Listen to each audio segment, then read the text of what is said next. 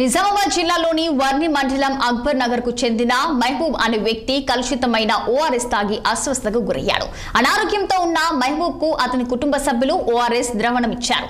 అతను స్ట్రాతో తాగుతున్న సమయంలో చెత్త రావడంతో వెంటనే తాగడం ఆపేశారు.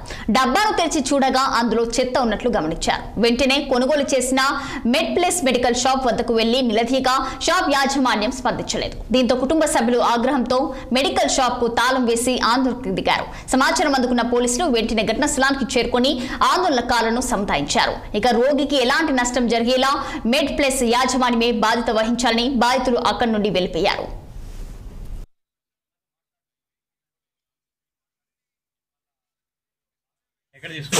మెడ్ ప్లస్ వర్నీలో తీసుకెళ్ళినా, నిన్న నైట్లో తీసుకెళ్ళినా.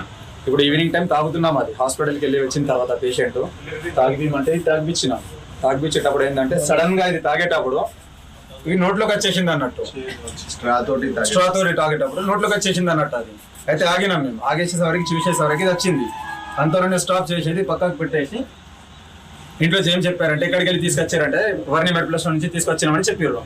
సరే ఎక్కడికి వెళ్ళి చూద్దాం అన్నట్టు ఇక్కడ వచ్చాము. మేము ఇక్కడ వచ్చిన తర్వాత దగ్గర 1.5 hour మేము ఇక్కడిని, నేను సింగిల్ గానే ఉన్నా, అన్నతో మాట్లాడుతున్నా. అన్న ఎవరితో ఫోన్ చేసిండు, మాట్లాడిండు. మళ్ళా ఏదో బాన్సోడలో వాళ్ళ డిస్ట్రిబ్యూటర్ ఉంటారా, ఎవరు ఇన్ఛార్జ్ శ్రీహరి, ఆయనతో కూడా మాట్లాడినా నేను. ఆయన రెస్పాన్స్ ఇచ్చిండు. ఆయన ఏమన్నాడంటే ఒకసారి మేనేజర్తో మాట్లాడని చెప్పిండు. సరే అని అన్నయ్య మాట్లాడి అది ఫోన్ చేసిండు. ఈయనకి మాట్లాడుతున్నాడు. నేను 15 times కాల్ చేసా. 15 times కూడా నా కాల్ అనేది కట్ చేసేసిండు ఆయన. మళ్ళీ ఏంటంటే ఇప్పుడు ఫస్ట్ టైం నాకు కాల్ చేసిండు, నేను రిసీవ్ చేయలేదు.